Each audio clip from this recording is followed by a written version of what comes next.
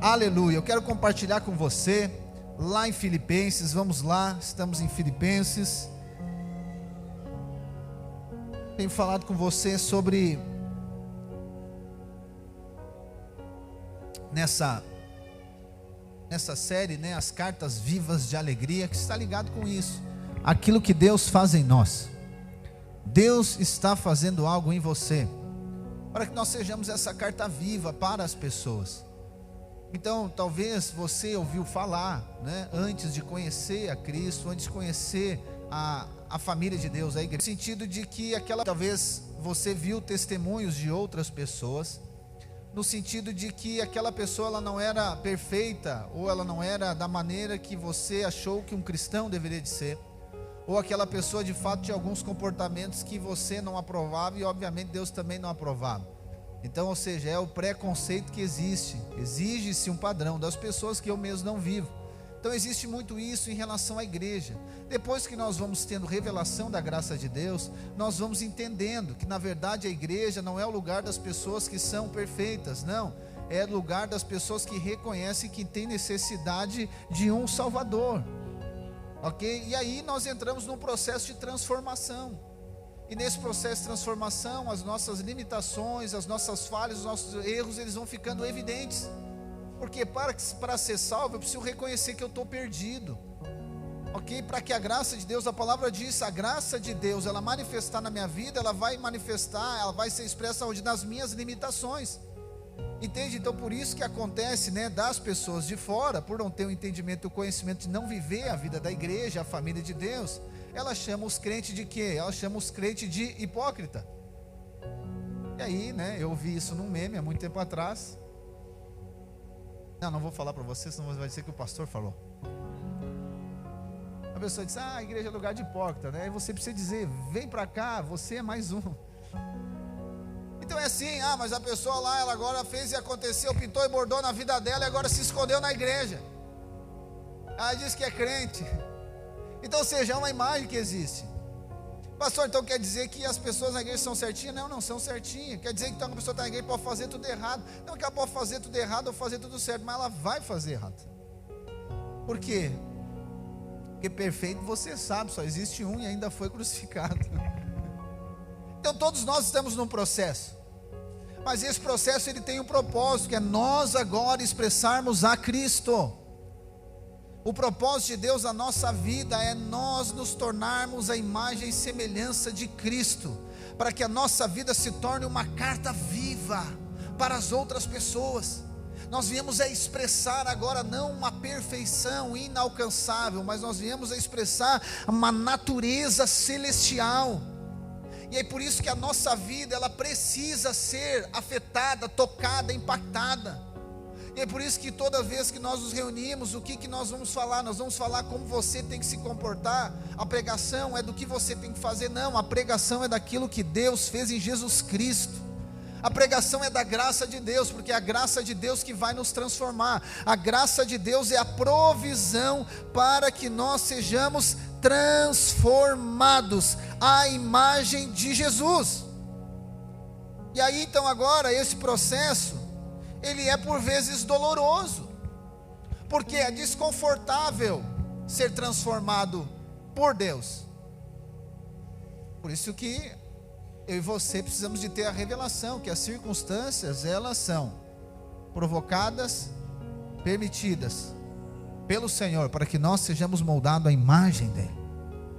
E aí eu e você não vamos para o lugar de vítima, e aí você também não vamos para o lugar de aqueles que se tornam então arrogantes religiosos, de não ser afetados pela palavra de Deus. E aí eu e você estamos no processo de amadurecimento, amém? Processo de transformação, carta viva de alegria. Então em relação à graça de Deus, irmãos, às vezes eu fico, né, pensando, chega os testemunhos, né, de um tanto de gente, porque a graça de Deus, ela é impactante. Então existem níveis de revelação da graça, e dentre os níveis de revelação da graça tem um nível que é o seguinte: então agora eu sou aceito por Deus, por aquilo que Jesus Cristo fez. Eu fui feito filho de Deus, amém? Uma vez filho, sempre filho, aleluia. Então agora eu posso pintar e bordar, quebrar tudo, que eu agora já sou filho. Ah, pastor, eu nunca pensei assim. Pois é, então você ainda não creu na graça, porque a primeira revelação que você tem é essa. Então agora que eu sou filho, eu posso fazer o que quiser. Agora eu tenho liberdade para fazer o que eu quiser. Então eu já sou perdoado. Sendo que eu já sou perdoado, eu posso pecar à vontade, né? Eu já sou perdoado. Quem é perdoado aqui? Aleluia. De uma vez por todas, de uma vez para sempre, você já é perdoado. Mas aí agora, quando a minha revelação ainda ela está, né, caminhando para a maturidade, a ideia é que eu posso pecar à vontade, que Deus vai me perdoar. Não, eu quero corrigir você, Deus não vai perdoar, Ele já perdoou. Só que a revelação do perdão não é para pecar. A revelação do perdão não é para pecar. A revelação do perdão, ela vai gerar o quê? Um coração grato. Porque eu já sou perdoado. Então são níveis de revelação da graça. São níveis. Então muitas pessoas que por vezes, né, viverão em contextos aonde a lei ela é pregada, quando ela vem e ouve a graça de Deus, ela fica aliviada, diz: uau, pastor, o que é isso? Uau, parece que agora que eu me converti, parece que agora, nossa, aí sim, isso é maravilhoso, pastor, a graça. E aí ela vai andando conosco e ela vai vendo que a pregação da graça ela é mais desconfortável que a pregação da lei. Porque a pregação da graça vai me levando para um lugar de transformação. A pregação da lei não gera transformação permanente. A pregação da lei ela vai mudar o meu comportamento exterior, mas não muda a minha mentalidade, não muda o meu interior. Então as circunstâncias vão acontecendo e o que acontece? A minha vontade é de Deus dizer o que eu tenho que fazer. Então constantemente as pessoas vêm aconselhar e de alguma maneira, ou no começo, ou no meio, ou no final, o conselho vai dizer o quê? Nós precisamos crer na graça de Deus. Nós precisamos de crer na graça. E crer na graça parece que é o quê? Parece que é muito fácil. Sim, quando nós não estamos diante de uma circunstância. O que é mais fácil diante de uma circunstância? Fazer alguma coisa. Porque nós fomos justificados, amém? Justificado quer dizer ser aceito. E quando eu estou diante de uma circunstância desafiadora, qual que é a minha principal tentação? De fazer alguma coisa para me justificar, para que eu seja aceito. Ou eu vou para a posição de vítima, ou sentimento de vingança. Mas a graça de Deus, ela diz que alguém já fez algo que determina que eu já sou aceito por Deus. E aí o desafio é eu permanecer crendo em Cristo, crendo que eu recebi a justiça de Deus sobre a minha vida. E aí, sem uma força natural, nós vamos vendo que o próprio Deus vai produzindo em nós um testemunho, e nós vamos nos tornando uma carta viva, que os nossos comportamentos eles vão se assemelhando ao de Cristo. Eles vão se tornando semelhantes ao de Cristo, mas não porque eu preciso fazer algo para ser aceito, mas é porque eu já sou aceito. Jesus já fez algo e a minha vida foi transformada. E agora então, eu não tenho mais dificuldade de perdoar, por exemplo. Mas a pessoa fez algo contra mim, mas eu sou tão afetado pela graça de Deus, porque eu pequei tanto na minha vida, eu atirei tanta pedra em tanta gente, e Ele me perdoou. Como eu não vou perdoar? Só que eu não perdoo os outros olhando para mim, eu perdoo aos outros olhando para Cristo. E aí lembra o que Cristo diz quando Ele está na cruz? Ele diz: Pai, perdoa o que eles fazem. Jesus tinha motivo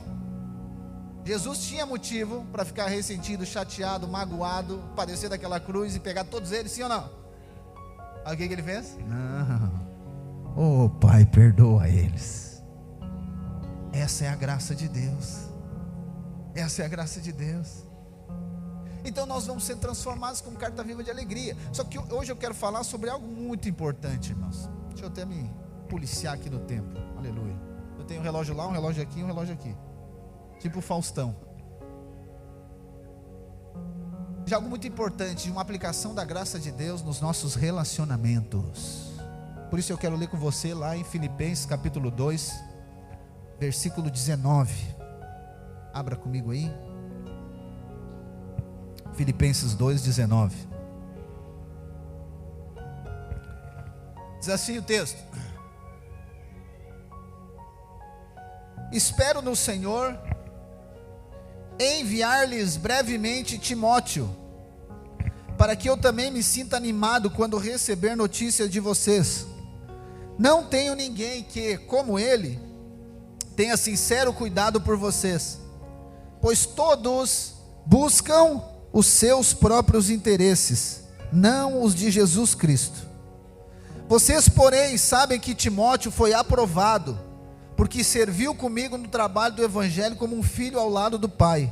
Portanto, é ele quem espero enviar, então logo me certifique da minha situação. Confio no Senhor que em breve também poderei ir. Contudo, penso que será necessário enviar de volta a vocês Epafrodito, meu irmão, cooperador e companheiro de lutas, mensageiro que vocês enviaram para atender as minhas necessidades, pois ele tem saudade de todos vocês e está angustiado, porque ficaram sabendo que ele esteve doente. De fato, ele ficou doente e quase morreu. Deus, porém, teve misericórdia dele, e não somente dele, mas também de mim, para que eu não tivesse tristeza sobre tristeza. Por isso logo o enviarei, para que, quando ouvirem novamente, fiquem alegres, e eu fique menos preocupado. Peço que vocês o recebam no Senhor com grande alegria, e honrem homens como este, porque ele quase morreu por amor à causa de Cristo, arriscando a vida para suprir a ajuda que vocês não podiam me dar. Aleluia, até aqui. O contexto, né, nós temos aplicado toda semana. O contexto é: Paulo está preso. Paulo está preso. A igreja de Filipe está passando por crises entre os irmãos. Há problema nos relacionamentos. Há irmão que é egoísta, há irmão que é fofoqueiro, que fala do outro. Aqui nessa igreja não tem isso, glória a Deus. Só em Filipos. Há problema dentro. Há irmãos imaturos, há irmãos carnais. Uma pressão. O GC está em crise, pastor. É mais ou menos isso. Só que a pressão não era só de dentro. Depois nós vamos vendo que a pressão também é de fora. Então a perseguição das pessoas de fora também. E aí a pressão de um lado e pressão do outro. E os irmãos, né? Os irmãos provavelmente também estão passando por desafios individuais. Então imagina só, eu estou passando por desafio, aí o GC, os irmãos da igreja estão passando por desafio e estou, né? Ainda a pressão de fora. Ou seja, o meu carro está com problema. Vamos ilustrar aqui, né? Meu carro está com problema, deu problema, já fiz o motor 2 vezes. Está na 3ª vez o cara abrindo o motor do meu carro. Meu cartão estourou, não entrou o dinheiro que é para entrar. Choveu a semana toda, não honrei de serviço. O pessoal que trabalha comigo me abandonou, não veio mais. As crianças estão doentes lá em casa, um com tosse, daí é assim, vai pegando, vai para o outro, vai para o outro, vai para o outro. A minha sogra mandou uma mensagem que está pensando em ficar uns dias lá em casa.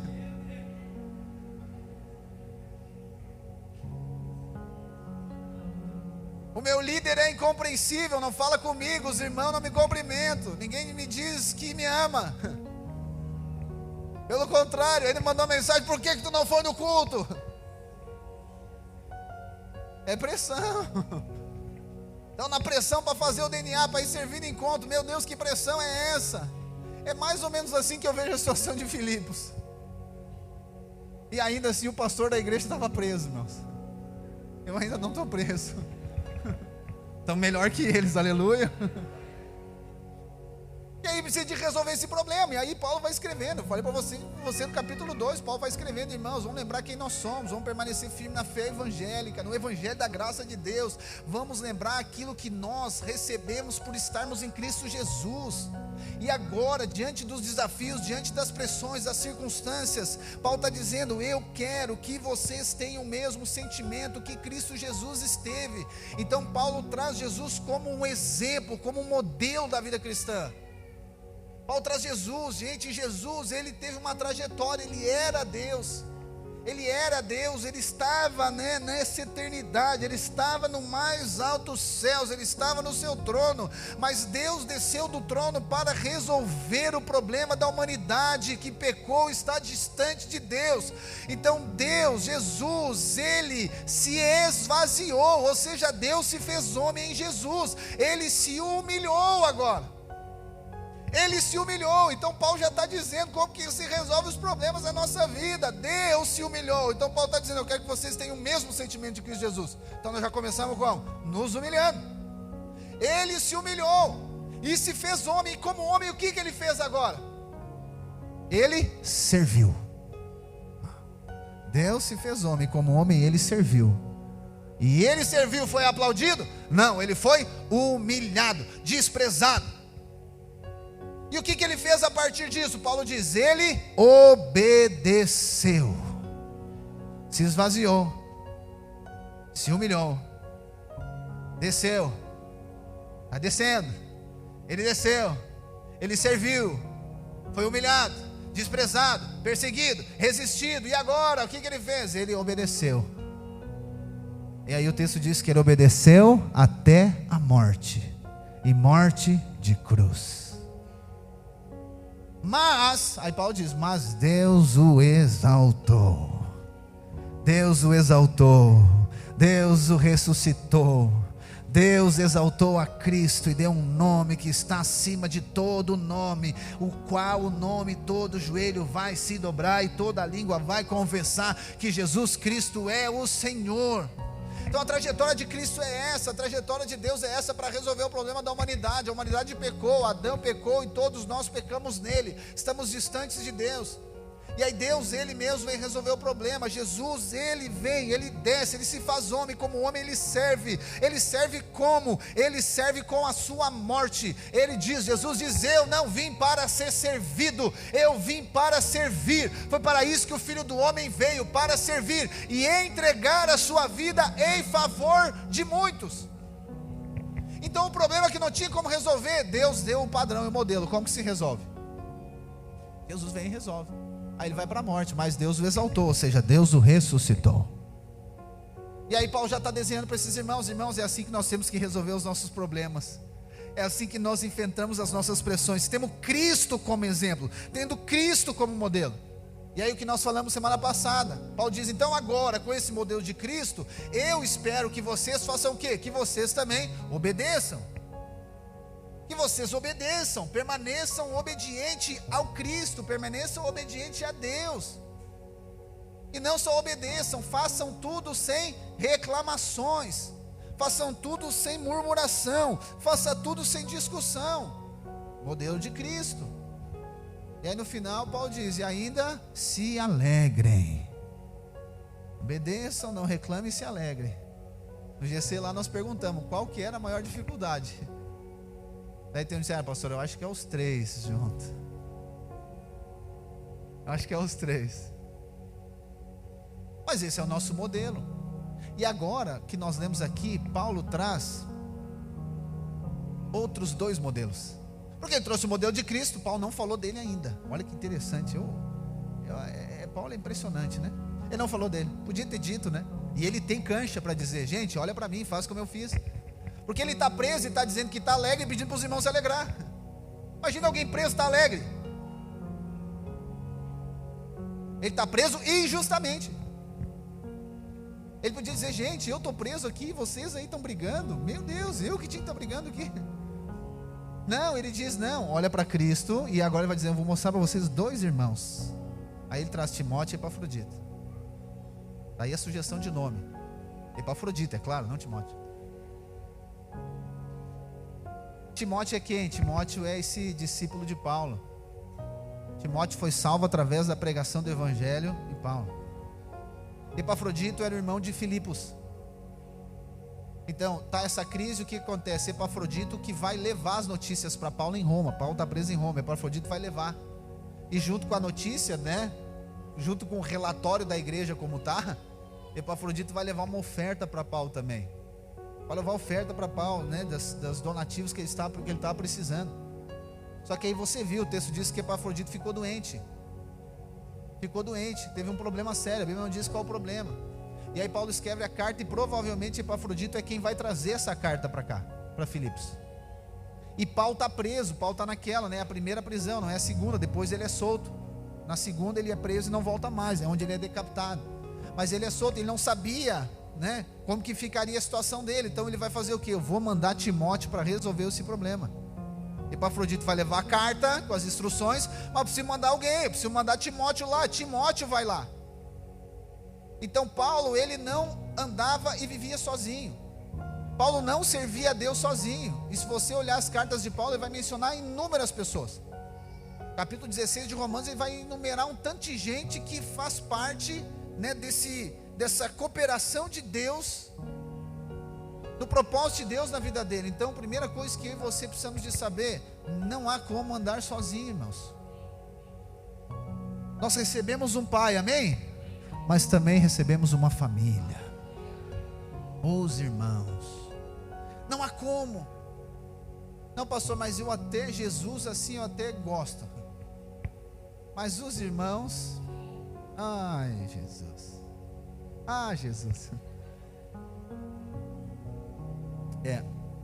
Aqui nós temos um problema. O apóstolo João, ele é conhecido não, ele mesmo se conhecia como o mais amado, né? Mas então nós declaramos que ele é o apóstolo do amor. Lá nas cartas ele diz assim: aquele que diz que ama a Deus e não vê, e não ama ao seu irmão que vê, João diz, ele é mentiroso. Não, até gosto de Deus, mas dos irmãos eu não gosto. Não viu a Deus. João depois diz, não viu a Deus e nem o conheceu. Por quê? Porque Deus é amor. E aí existem inúmeras justificativas e motivos porque muitas pessoas, eles querem Jesus e não querem a igreja, não querem os irmãos. Mas muitas. Nós poderíamos ficar a noite aqui e enumerar 365 motivos para não ser igreja, para não relacionar com as pessoas da igreja. E faltaria ainda espaço. Tem muitos motivos. Mas é aqui que nós desfrutamos da graça de Deus. Gente, existe uma revelação da graça e de Cristo, que ela está ligada com o seu irmão, que é a revelação da família de Deus. A revelação é que esse irmão que está ao seu lado, esse irmão que está lá no seu GC, ela começa assim. Eu vou aqui só fundamentar ela, não vou ficar falando dela, né? Porque eu preciso falar do texto. Mas como que eu consigo ver Cristo no meu irmão? Primeiro, você precisa saber que o mesmo sangue que derramou para você ser perdoado, derramou para ele ser perdoado. Da mesma maneira que você foi comprado, ele foi comprado também.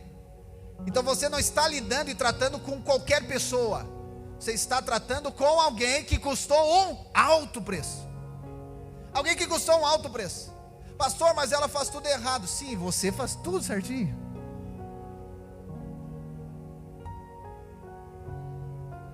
Essa pessoa custou um alto preço. Então por isso que nós devemos relacionar entre nós. Sei que essa palavra pode ser diferente para isso, né? Uma outra pregação eu vou explicar. Com santidade. Você não pode falar de qualquer maneira com os seus irmãos. Você não pode falar de qualquer maneira, a não ser que você não veja Cristo. Paulo, em Corinto, ele usa daí a outra ilustração, como a igreja sendo o corpo de Cristo. Então ele diz que nós somos membros de um mesmo corpo. Nós somos membros. Aí Paulo diz, como que um membro vai falar contra si mesmo? Contra o seu próprio corpo? Ou seja, então quando eu estou falando mal do meu irmão, eu estou falando mal de quem? De mim e de Jesus. Porque nós somos o mesmo corpo. Está entendendo? Então, a revelação dos relacionamentos da vida da igreja está ligado com a família de Deus. Só que a nossa dificuldade é o quê? Nós não aprendemos a ser família. Você não aprendeu a honrar. Você não aprendeu a ser família na sua casa. É totalmente disfuncional.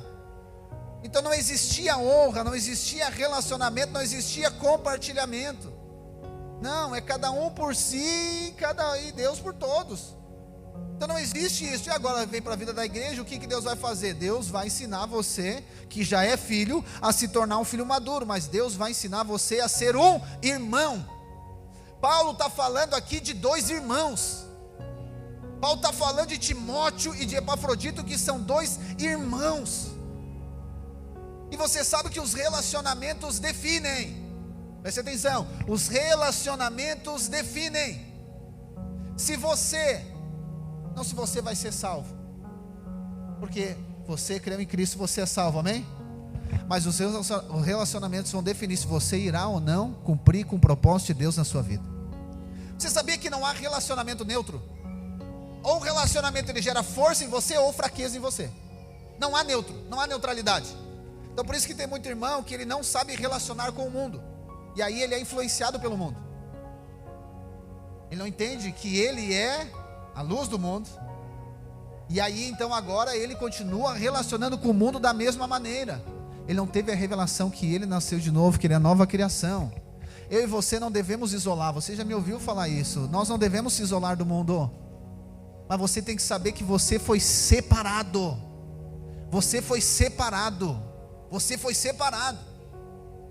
E aí agora, se eu continuar relacionando com o mundo da mesma maneira que eu relacionava antes, o que vai acontecer? Eu serei influenciado pelo mundo, no sentido de sistema. Mundo não é uma maneira de vestir, não é uma maneira de falar, embora tudo isso expresse. O mundo é um sistema. O mundo é um sistema, uma cultura do mundo. Então o mundo ele vive totalmente diferente do reino de Deus. Então por isso que a dificuldade de muitas pessoas, elas viverem plenamente aquilo que Deus tem para elas, porque elas querem vir agora para a família de Deus e relacionar como o mundo. O que vai acontecer? Ela será confrontada. Será confrontada. Mas aí então ela quer viver na família de Deus do jeito do mundo. Não. É incompatível. É incompatível. Por quê? No mundo, como que se vive? Baseado na graça ou no mérito? No mérito. Chega na família de Deus, é graça. Incompatível. No mundo não existe honra. No mundo é desonra, desprezo. Seja na família de Deus, é honra. Ah, pastor, eu não sei. Pois é, mas você vai aprender a ser família de Deus. Como? Deus trazendo uma revelação direta através da família de Deus. Através da família de Deus. Alguém vai dizer para você, irmão, não se fala assim com as pessoas. Irmão, não se fala assim. Não é desse jeito que procede. Ah, pastor, mas estava tudo tão bem no encontro, né? Aleluia, tudo amorzinho, benzinho. Agora chega aqui, não li as letras pequenas do contrato, aquelas. E aí vem aquela coisa, a resistência de ser confrontado. Não gosta de ser confrontado, porque no mundo é assim, ninguém confronta ninguém. Vive de qualquer jeito. Aí chega lá no GC, o irmão pontua. Eu sei que sempre cai no líder, né? Mas Deus vai nos dar, os irmãos vão fechar com o líder dele lá e vão confrontar também uns aos outros. Mas irmão, está andando errado, não é assim. Não era graça, é lei agora. É Deus ensinando você a ser família de Deus. É Deus ensinando você. Olha o que Paulo fala de Timóteo. Paulo diz: Timóteo, eu me sinto animado, e eu vou mandar Timóteo. Versículo 20 ele diz: não tenho ninguém que como ele tenha sincero cuidado por vocês, porque os outros só cuidam de si mesmo. E aqui nós chegamos num princípio. O que Deus vai ensinar para mim e para você? Através dos relacionamentos. Através dos relacionamentos, o que Deus vai nos ensinar? Deus vai nos ensinar a priorizar a coisa certa. Deus vai nos ensinar a priorizar o reino de Deus. Deus vai nos ensinar a priorizar o Senhor acima de todas as coisas. O Senhor como de fato o Senhor da nossa vida.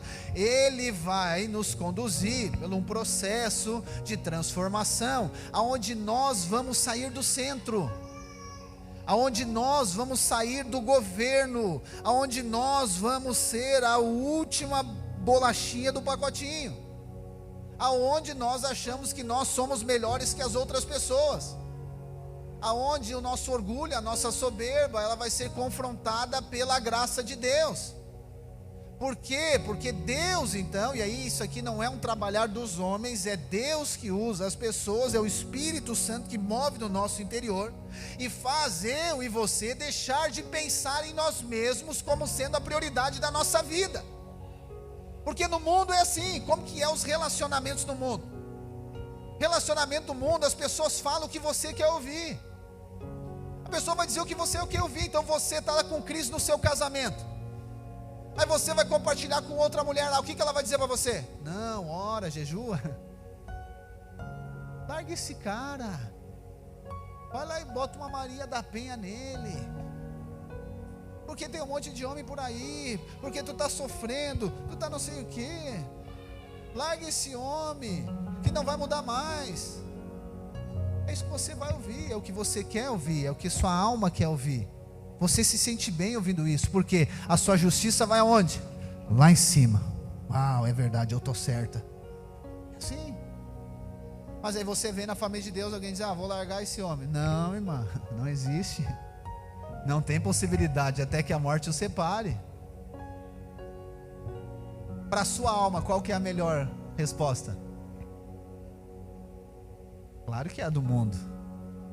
Mas Deus usa as pessoas para confrontar você. E aí a gente começa a aprender agora.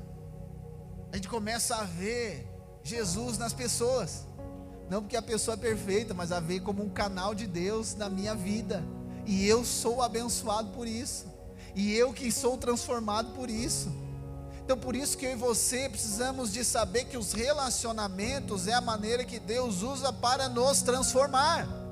Os relacionamentos da família de Deus. Então eu e você seremos confrontados. E aí existem muitas pessoas que elas não vieram hoje, de fato, que elas até andam junto, elas vêm na reunião, no culto, elas vão no GC, mas elas não permitem ninguém aprofundar relacionamento com elas. Elas não permitem, elas não abrem nada, não diz nada, porque ela não quer ser confrontada, ela se sente incomodada. E aí então, não estou dizendo, deixa eu aqui falar para você sobre confronto. O que é confronto? Confronto não é botar uma pessoa e o outro ficar dizendo e gritando e apontando. Não, confronto é quando aquilo que você pensava é confrontado por outra coisa, que é o evangelho, que é a cultura do reino dos céus. Porque daí não é do jeito que você quer. Então a maioria das pessoas, elas têm medo de relacionar porque elas têm medo de ser confrontada. Ela tem medo de demonstrar fraqueza e limitação, porque ela tem medo de ser confrontada. Só que se não tiver confrontada, não será transformada, irmãos. A transformação é um processo que acontece a partir de que eu e você permitimos ser confrontados. Aí você vai ser confrontado, você vai ficar bravo, é claro, a sua alma. Mas o Espírito que habita dentro de você, ele vai ministrar no seu coração e vai dizer: é isso mesmo. É isso mesmo, é desse jeito. É que nem criança ou adolescente, né? Confronta ele. Na criança, nossa, enquanto você faz o que ela quer, você é o melhor de todos, né? O dia que você diz não, meu Deus, perdeu. Por quê? Porque confrontou, você disse não, não é daquele jeito. E aí já não é, já é Satanás aí para ela. Já não quer mais. Só que aí, para onde que ela vai ir? Não tem para onde ir, ela é filho, é da casa. Não tem para onde ir. Ele vai ficar ali, ele vai submeter. Vai ficar, né, com aquela tromba um tempo. Mas daqui a pouco vai passar. Porque não tem o que fazer, né? E aí quantos de nós, né, passamos por isso, por essa síndrome de ir embora de casa? Quem já fez isso? Na adolescência, na infância? Foi até a esquina, vai para casa do tio, da avó e depois e pronto. Não tem para onde ir. Não tem para onde ir. Então tem muitos irmãos que é assim, na vida da igreja eles são confrontados, eles ficam chateados, ficam magoados. E aí eu fico só olhando, oh Deus, não tem para onde ele ir. Não tem para onde ele ir, onde é que ele vai? Então ele vai ter que vir, ele fica meio assim escanteado, né? Nem chega perto de mim, não diz nada, fica longe. Aí depois que passa ele vem. Graça e paz, pastor, aleluia. Fica umas 3 semanas sem ir no GC, uns 2 cultos. Que ele quer que a gente vai lá buscar ele no colo. E a gente espera, vamos esperar. Se o testificar é do Espírito, se ele é filho mesmo. Porque se é filho não tem para onde ir. Se é filho vem para a família, não tem para onde. E aí nós fomos transformados, irmãos. Então você precisa, primeira coisa eu falei para você, não tem como andar sozinho. Segunda coisa, você precisa decidir ser transformado a partir dos relacionamentos da família de Deus. Você precisa decidir, é uma decisão de fé isso. Porque eu e você seremos influenciados, mas nós podemos escolher por quem nós queremos ser influenciados. Por quem nós queremos ser influenciados? Você pode querer ser influenciado pelo mundo, pelas notícias. Você pode ser influenciado por outra coisa, mas você também pode. É aqui que Cristo vai influenciado pela família de Deus, pelos irmãos. Porque é aqui que Cristo vai fluir, é aqui que vai me manifestar. E Paulo está dizendo, Timóteo é a única pessoa que não pensa nele mesmo. Timóteo pensa nos outros. E é isso que Deus vai fazendo conosco. E quem? Paulo diz que age dessa maneira. Cristo age dessa maneira. É Cristo que age. Então Timóteo está fazendo o quê? Timóteo está agindo como Cristo. Timóteo está sendo Cristo. Timóteo não está pensando nele. Timóteo não está olhando para ele. Timóteo está olhando para os irmãos, para as outras pessoas. E aí, como eu falei para você, eu saio do centro agora. Eu saio do centro. As coisas não serão do meu jeito, da minha maneira, na hora que eu quero, do jeito que eu quero.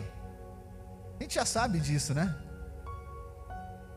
E na família de Deus é a mesma coisa. Não será do meu jeito. Não será da minha. Ah, pastor, mas eu acho que podia ser diferente. Com certeza, eu também acho tanta coisa que podia ser diferente. Mas eu submeto a isso por quê? Por conta dos relacionamentos.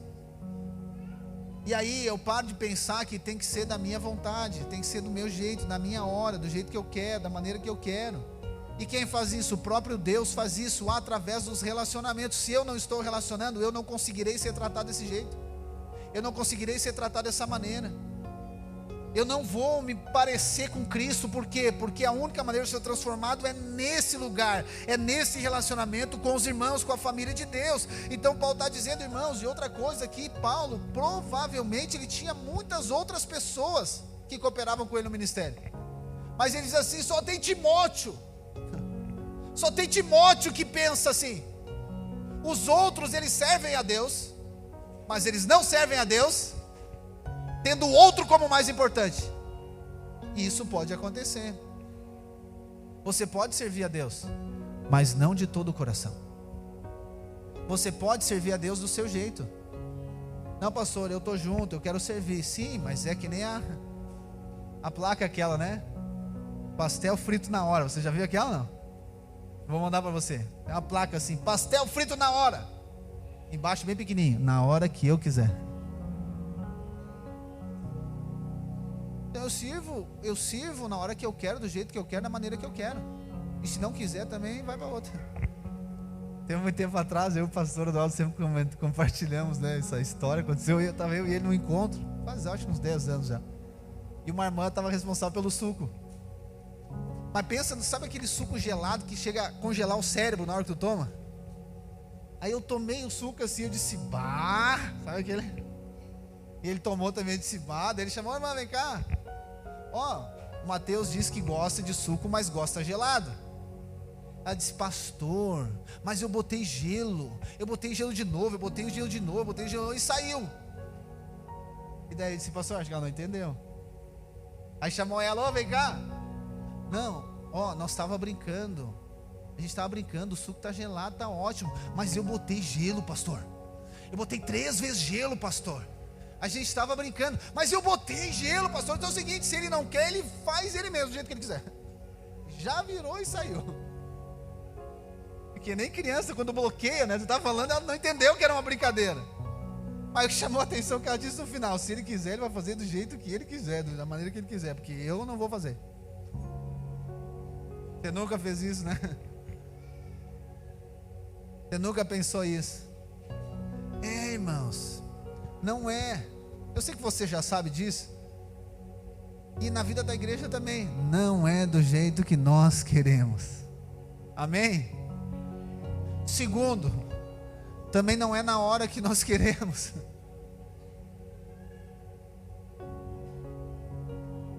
Pastor, mas como é que é? É do jeito que o pastor quer, né? Eu sei que tem uns irmãos que falam assim, não, porque o pastor não gosta assim. Eles botam o pastor no lugar de Cristo, né? Existe alguém, existe uma vontade, a vontade de Deus, irmãos. Só que quando nós somos confrontados, é que a nossa justiça ela é expressa. E aí Deus vai nos transformar. Preste atenção que Deus, a proposta de Deus, a proposta de Jesus para mim e para você é o quê? É nos transformar a ponto que nós não pensamos em nós mesmos. Eu e você não sejamos prioridade. Eu e você, qual que é a pregação do mundo? A pregação do mundo é o quê? Cuide de você, ame você e viva para você. Você tem que cuidar de você. A pregação do reino é o oposto. Você não deve preocupar com você. Você não tem que pensar em você. Você deve pensar e preocupar com o outro. Pastor, e se eu pensar no outro, quem é que vai pensar em mim? O Senhor vai cuidar de você, mas através de outras pessoas. Através de outras pessoas. E é isso que Deus está nos conduzindo, irmãos, a nós aprofundarmos nesse estilo de vida da família de Deus. Porque senão eu e você seremos religiosos, seremos cristãos nominais. A gente vem aqui, bate o cartão no domingo, bate o cartão lá no GC e tudo bem. E o dia que eu sou confrontado, eu não quero mais.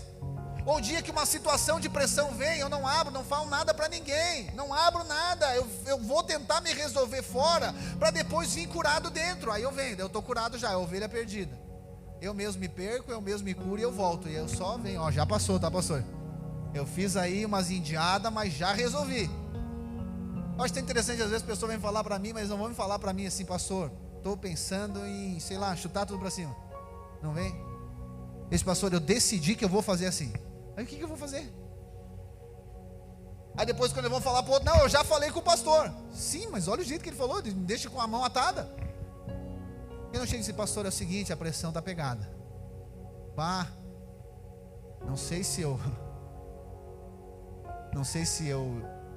né?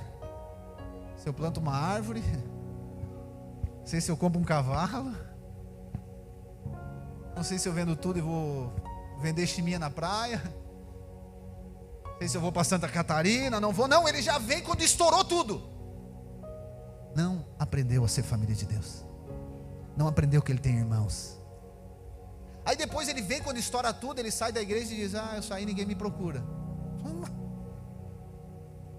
Ou ainda quando ele vem, ele é confrontado, ele não gosta que a gente fala.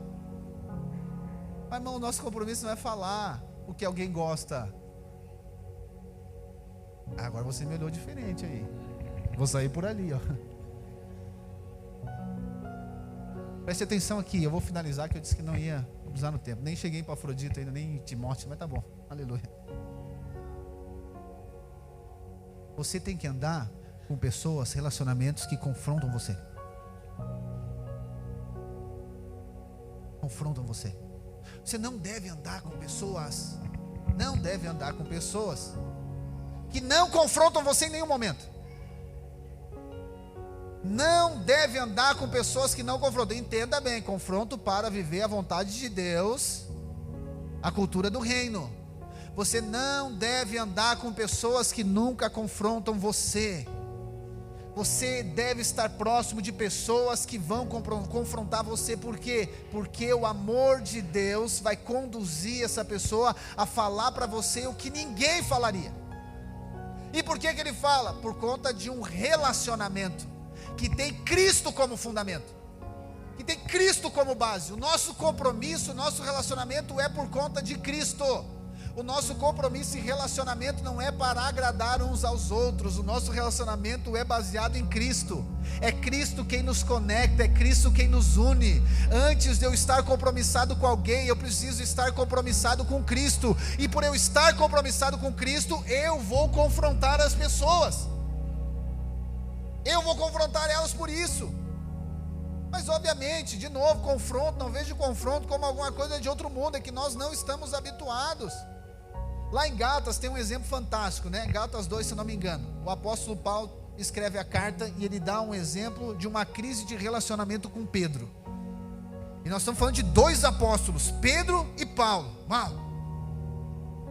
O texto diz que Pedro estava comendo, Pedro era judeu, estava comendo com os gentios, os irmãos da Galácia, das galáxias, os irmãos da Galácia, eles eram gentios, e eles estão lá comendo. Eu imagino que eles estavam comendo carne de porco, salsichão, aquela coisa que judeu não come, e Pedro está comendo esse churrasco. Só que daqui a pouco o texto diz que chegou uns da parte de Tiago, ou seja, chegou os judeus. Quando chegou os judeus, o que Pedro fez? Deixou os irmãos aqui e foi para lá. Aí Paulo diz: não, Pedro, se você ler o texto depois, o texto vai dizer assim, Paulo diz assim: eu confrontei face a face, duramente a Pedro, a dissimulação dela. Ah, pastor, isso é um relacionamento que transforma. Por que ele corrigiu Pedro? Porque Paulo não concordava? Não, é porque Paulo estava tendo um comportamento fora daquilo que o Evangelho diz. Por quê? Só um pouquinho. Pedro está com os irmãos da graça, mas quando chega os irmãos da lei, ele vai para lá. Paulo está dizendo: não, Pedro, tu não vai dissimular desse jeito. Tu é um pregador da graça também, passa para cá, não faz desse jeito. Porque os judeus que vieram de Tiago vão nos perseguir, vão nos resistir. Não vai abandonar o barco não, vem para cá ficar conosco. Confrontou. Outro exemplo de confronto que é fantástico. Não vou ler, senão vai mais tempo. João capítulo 6, depois você lê em casa, é tema de casa, Gálatas 2 e João 6. João 6, acontece a multiplicação de peixes, maravilhosa, né? Jesus diz para os discípulos: vocês vão indo que depois eu encontro vocês lá em tal lugar. Daqui a pouco aparece Jesus. E Jesus, aquele dia, ele decidiu: não, hoje eu vou confrontar esse povo. Hoje eu vou falar umas verdades. Ele sempre falava a verdade. Mas chegou o dia da crise do relacionamento. Jesus disse para eles assim: gente, vocês não me seguem por conta dos sinais miraculosos que estão alinhados com a profecia de que eu sou Messias. Vocês me seguem por causa do pão e do peixe que eu multiplico. O que Jesus está dizendo? Vocês só querem andar comigo por aquilo que eu posso dar. Vocês não querem andar comigo por aquilo que eu sou. Ou vocês querem um compromisso com eu ficar provendo para vocês, mas vocês não querem assumir um compromisso, uma aliança comigo. Porque aí ele começa a explicar por quê. Porque lá no deserto os pais de vocês comeram maná. O maná, ele gerou morte. Mas eu sou o pão vivo do céu. Então quem quiser andar comigo, quem quiser estar comigo, vai ter que comer da minha carne e beber do meu sangue. Jesus está chamando esses irmãos para quê? Para uma aliança, para um compromisso. Ou seja, nós vamos estar juntos em todos os momentos.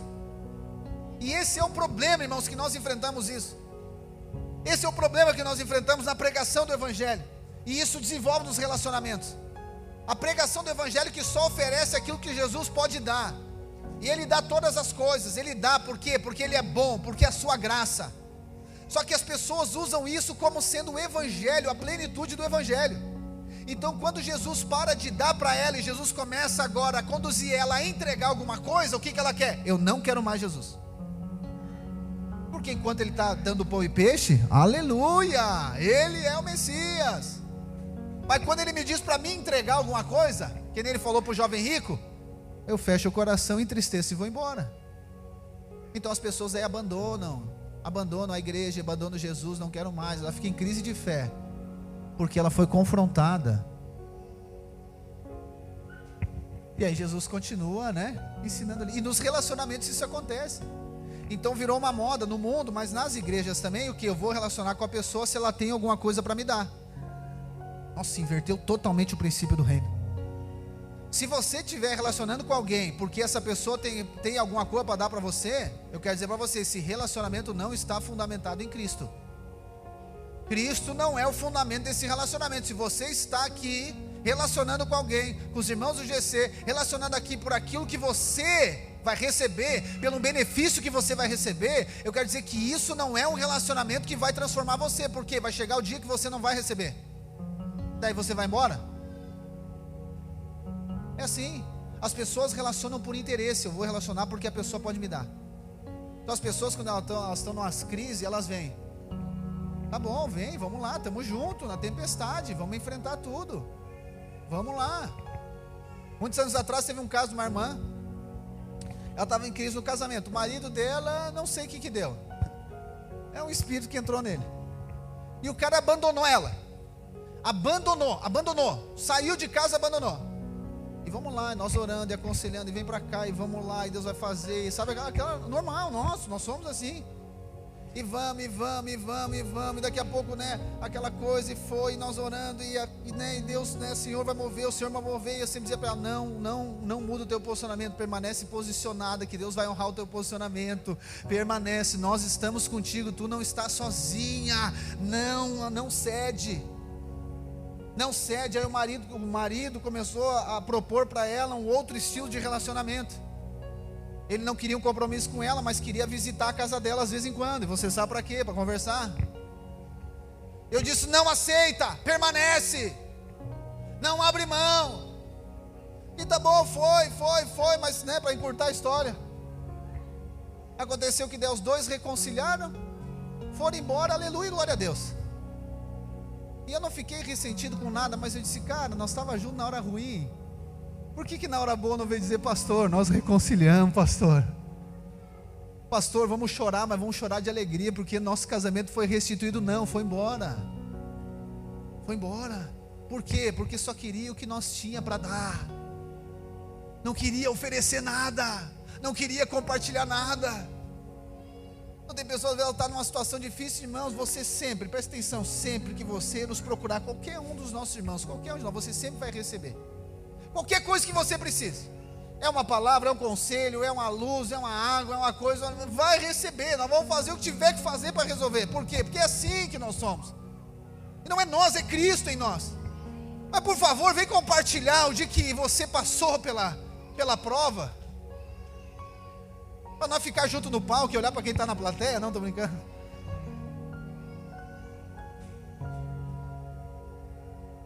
Os irmãos vão casar, eles vão casar e não tem nada, nem água e nem o pinto. Tá bom, estamos juntos, vamos lá. O que precisa? Isso, está aqui, tudo aqui. Eles não voltam para dizer, pastor, nosso casamento é uma benção, ou sei lá, nosso casamento, né? Nunca. Só vem quando há crise no casamento, daí vem o pastor, tá bom, o pastor está sempre aqui. Eu quero ensinar você a compartilhar a sua vida, todos os momentos, nós queremos se alegrar com você, se alegrar na dificuldade, se alegrar na bênção, se alegrar em todos os momentos, irmãos. Isso é ser família de Deus. Nós não estamos aqui relacionando por interesse, nós estamos relacionando aqui porque Cristo entregou a sua vida, e nós estamos dispostos a entregar a vida, para quê? Para que outras vidas sejam alcançadas. E Jesus chama esses irmãos para o compromisso em João 6. Ele disse, não, vocês não querem saber de mim, vocês não querem saber daquilo que eu sou, vocês não querem o pão da vida, vocês querem maná, vocês querem só pão e peixe, vocês querem resolver o problema momentâneo. Não, eu quero compartilhar a minha vida com vocês, eu quero compartilhar a minha vida, eu quero compartilhar o meu propósito. Eu não quero somente uma reunião uma vez por semana, 2 vezes por semana, eu quero uma vida compartilhada. É isso que Jesus está dizendo. E Jesus está dizendo, quem quiser estar comigo nisso, nesse propósito de trazer o céu para a terra, precisa ter um compromisso comigo. E aí o texto bíblico diz que muitos não gostaram.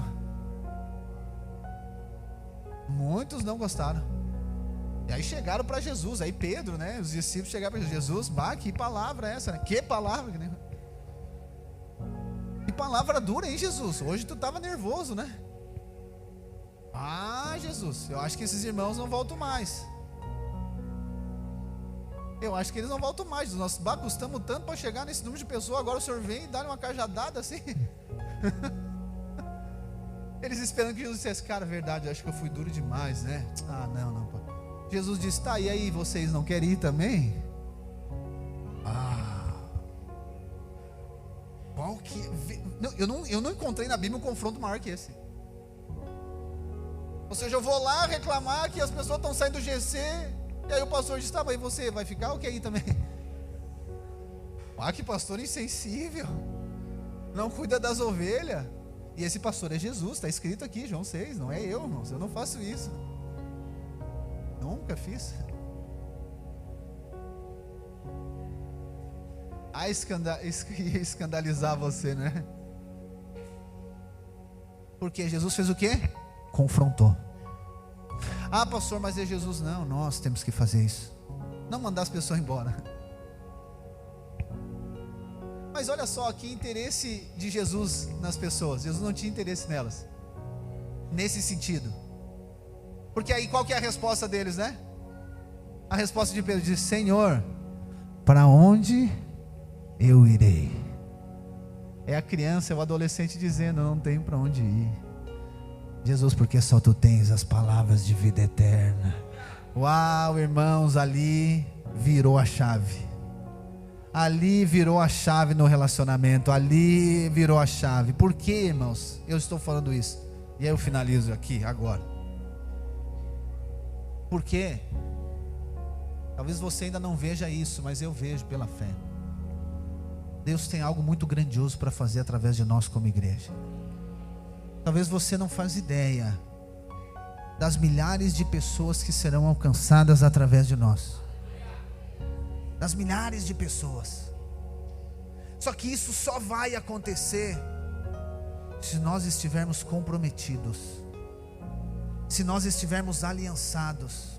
Os nossos GCs vão multiplicar de uma maneira extraordinária quando nós estivermos compromissados uns com os outros, quando nós estivermos aliançados uns com os outros, quando nós tiver liberdade para falar, né, na face do outro, como Paulo fez com Pedro, dizendo: irmão, está errado, nós precisamos de ti, tu precisa fazer desse jeito, não responde dessa maneira, não vai para o vitimismo, vamos andar junto, vamos passar na crise junto, o que você precisa, vamos andar, tem provisão em Cristo Jesus. É dessa maneira que, irmãos, existe uma vida que flui através da unidade do corpo de Cristo. Porque senão eu e você vamos nos relacionar de maneira distante. A gente se chama irmão, é só porque a gente esqueceu o nome do outro, mas na verdade não é irmão. Não é o irmão. Porque o irmão, ele tem liberdade para falar na minha vida, amém, aleluia. E é isso que Deus está nos chamando, irmãos, para nós aprofundar relacionamento. Não estou dizendo que nós temos que ficar procurando problema um no outro. Não procure, porque você vai achar muito.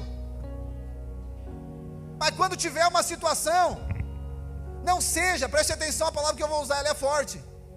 Não seja desleal e não falar nada. Sabe aquela coisa que você vem e não fala nada? Por quê? Não tem nada a ver com isso. Quem tem que ver é o líder ou o pastor. Então quer dizer que você não está junto, você não está comprometido, você não tem responsabilidade pelos seus irmãos. Um compromisso, ele é promovido a partir à medida que eu me torno responsável pelos meus irmãos. Deus deu irmãos para você andar junto, amém? Para existir uma mutualidade, Ele cuidar de você e você cuidar dele, para Ele amar você e você amar Ele, para Ele perdoar você e você perdoar Ele, para Ele servir você e você servir Ele, para Ele honrar você e você honrar Ele. E aqui nós vemos o que é a glória de Deus. Colossenses, Paulo diz algo fantástico. Pode ficar de pé que daí eu paro de falar, eu fico pressionado. Começa a tocar que eu fico pressionado também.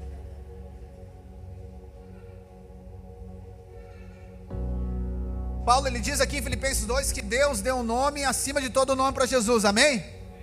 Lá em Colossenses, Paulo diz assim: Deus pegou esse nome de Jesus e Ele deu esse nome para a igreja. Ou seja, todo o poder, a autoridade que está no nome de Jesus, Deus deu à igreja. E quem é a igreja? A família de Deus. O que eu entendo com isso? Quanto mais revelação de família de Deus eu tenho, mais nós vamos ver o poder do nome de Jesus fluindo através de nós. Nesse final de semana, irmãos, eu vivi uma experiência fantástica. Eu estava compartilhando com os irmãos 2 experiências. No sábado, eu fui lá no hospital batizar a avó da Raquel e da Priscila, irmã Ilza, né? Irmão, 87 anos, né? 87 anos, está lá acamada, com câncer. E aí fui lá fazer o batismo dela. Só que era um batismo meio surpresa. Ela sabia, mas não sabia, queria, mas não era aquela coisa: não, o pastor veio aqui para te batizar. Então eu fui orando: Senhor, me dá a direção. Eu fui lá e comecei a compartilhar de Jesus com ela. Comecei a falar do Senhor, da obra da cruz. E aí chegou uma hora e eu fiquei surpreendido da maneira que aconteceu. Ela disse: eu creio que Jesus é o meu Salvador. Ai, aquilo veio assim. Enfim, resumindo, né? Depois preguei, ela creu. Eu digo: e se nós batizasse a senhora? Mas eu quero, aleluia. Ela pega uma toalha, pega uma água, vou fazer um batismo, e glória a Deus. Aí quando eu estou saindo, né? Aí eu disse para a Priscila, e estava Luana, eu disse: meu Deus, obrigado, pastor. Eu disse: não, é eu que tenho que agradecer. Meu Deus, a experiência que eu tive aqui agora, de ver o nome de Jesus sendo declarado pela fé que Deus gerou nela, para que ela creia nele, eu digo: meu Deus, eu nunca tinha visto dessa maneira. Porque você já me ouviu pregar, é Deus que gera fé em nós, para que a gente creia nele, amém? Não é nós. Irmãos, eu vi algo extraordinário ali, e eu saí dali cheio de fé, chorando, orando, até eu fui direto para o encontro. Aí quando eu cheguei no encontro, eu vivi uma experiência também extraordinária, dessa irmã que deu testemunho ali. Eu digo: meu Deus, Senhor, é isso. E aí Deus falou para mim: eu dei o nome à igreja, eu dei o nome para a família. O nome de Jesus foi dado para a família. É nesse nome que está todo o poder.